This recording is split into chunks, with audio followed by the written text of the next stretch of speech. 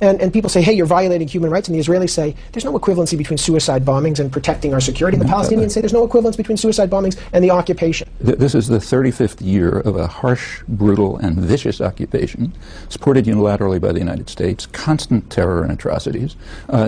Suppose Palestinians say, well, we're under terrorist attack for 35 years, therefore we have a right to carry out suicide bombings. Which is what they say. Do you accept this?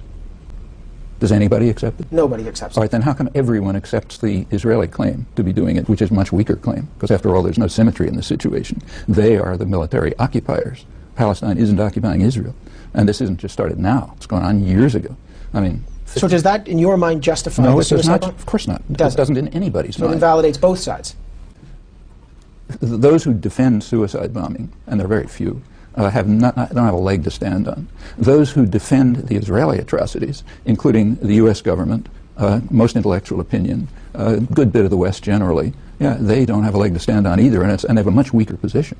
You asked us after September 11, one of your points is we got to look in the mirror, we being America or the West, we got to look in the mirror at our own. Was that a way of saying, look, people like bin Laden are angry at us for good reason? No, in other words, is there a way to justify... That's not what I was saying. The statement of mine that you just quoted is a very conservative statement. In fact, it was articulated by George Bush's favorite philosopher, Jesus Christ, who pointed out, famously, defined the notion hypocrite.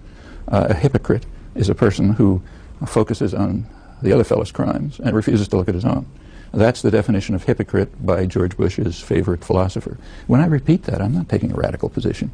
I'm taking a position which is just elementary morality. This is not religion. This is elementary morality. If people cannot rise to the level of applying to ourselves the same standards we apply to others, they have no right to talk about right and wrong or good and evil.